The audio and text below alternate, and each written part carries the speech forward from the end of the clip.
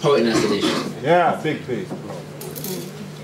I don't write poetry simply to inspire poets to write poetry.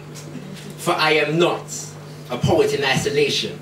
I want to inspire the fulfillment of the vision of nations. My poetry is an act of devotion and dedication, as opposed to emotional masturbation over my own ego, while we go nowhere but down this system's decadent road, with vanity as our goal and ignorance as our humble abode. This is a part of something much, much bigger. Simply but importantly, I am the river, carrying souls to the ocean in devotion upon the notion that its poetry is a tool to counteract current states of mind and being, instilling Africans with a sense of self-worth, self-pride and self-respect, so that we command respect from anyone who would disrespect and protect everything that is ours, be it ourselves, our culture, or the circumstances of our reality, from culture bandits, racist murderers and acts of police brutality. And just in case of the eventuality, I want to inspire lawyers so that the murderers are brought to justice in actuality. I want to inspire lawyers so that it's not so easy for us to be criminalized and have it legitimized in the eyes of those who commit the worst crimes daily. And maybe we should create a new justice system, seeing as currently one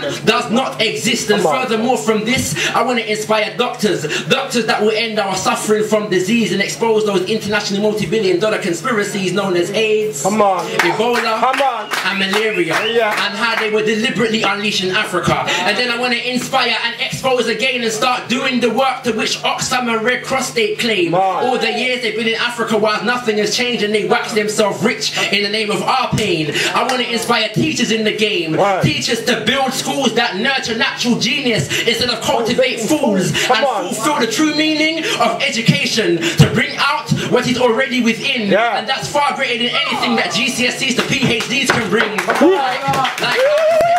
Like architects that resurrect the genius of Imhotep, historians to ensure that the lion tells his own tale. See, me, I can't afford to fall, because this poetry is not about me. I am a griot, and this is a black print or a plan so that future generations will know and understand and never again question whether or not we're African. This is not about having token professionals just so we can say they exist. So when Black Christian Mom comes along, we can draw for that elongated list and say, she became famous for doing that and he became famous for doing this. No. I want to inspire knowledge of self with this, so that we don't just get black lawyers, but black lawyers. Not just black teachers, but black teachers. Not just black doctors, but black doctors. And if we're going to have black politicians, then we need black politicians, as opposed to politicians who just happen to be black.